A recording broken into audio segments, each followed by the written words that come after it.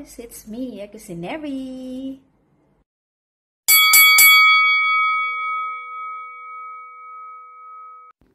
Hi guys! Ayan, nagbabalik si Kusineri.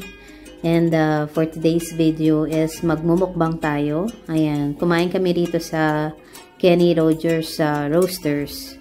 Ayan, so first time namin kumain dito since nung nag-open sila dito sa Qatar. Ayan, nandito nga pala kami sa City Center. Kasi pinasyal namin yung mga bata dito sa Fan City. So, naglaro sila dyan sa arcade. So, after that, ayan, sabi namin since na hindi pa kami kumakain dito or nakakain nung nagbukas ito, sabi namin ni Daddy, kain kami dito. Pero sila Lexi, nag-order kami nag-takeout kami sa Pizza Hut. And si Ate Syla is sa Jollibee. So, I ordered Solo A. Ayan, yung may dalawang side dishes and may rice. Ang aking side dishes na pinili is vegetables and fruits. And with iced tea ang in-order kong drinks. So, ayan. Actually, nagtrabaho ako dito sa Kenny Rogers nung college ako eh. Kasi, di ba, after, or di ba, kapag summer vacation, naghahanap ng part-time, ayan. So, nagtrabaho ako sa Kenny Rogers Roasters sa Mega Mall branch. Ayan. So, college days ko noon, I think first year college ata ako noon. Nung nag-work ako dyan sa KR. So, ang gusto ko sa kanila dyan is yung muffin nila. Pero dito iba yung muffin nila eh. Parang pa-square dito. Yung muffin nila dito. And yung flavored ng chicken nila, isa lang. Yung original. Yung parang may pepper. Kasi pag sa Pilipinas, marami na atang flavored ng chicken eh.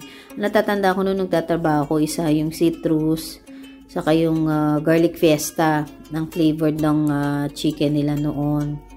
So, ayan. During those days, kapag marami or napaparami yung bake ng muffin, pwede kang mag-SD. Yung parang salary deduction, SD means.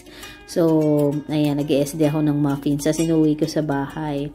Yung chicken, minsan, diba? Kasi hindi naman nila pwedeng yung mga natitirang pagkain is, diba? Instead na itapon, ipapa-SD na lang sa mga staff, diba? So, salary deduction na lang.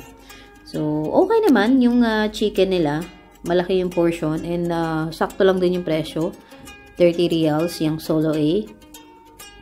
So, mga siguro yan. Kulang mga 300 or kulang 400 plus 400 ganyan ang presyo pag kinonvert mo siya sa Philippine peso dun sa 30 reals.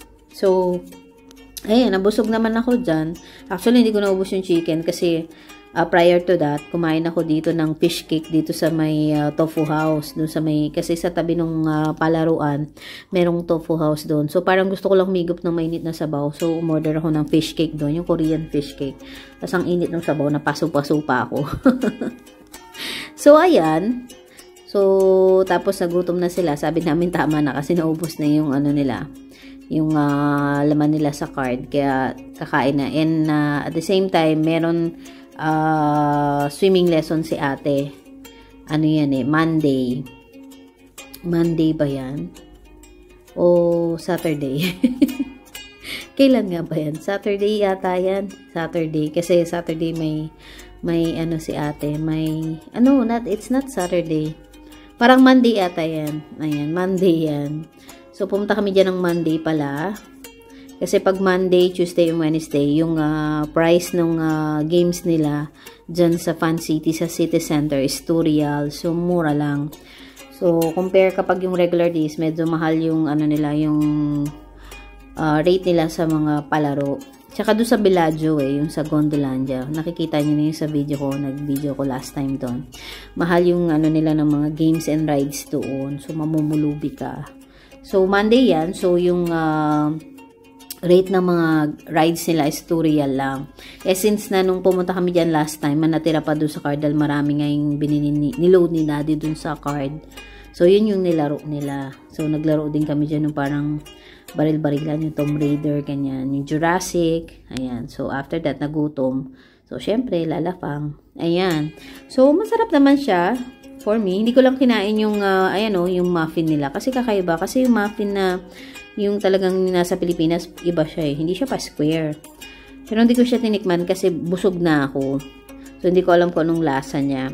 Kung same ng lasa ba nung muffin nila sa Kenny Rogers sa Pilipinas.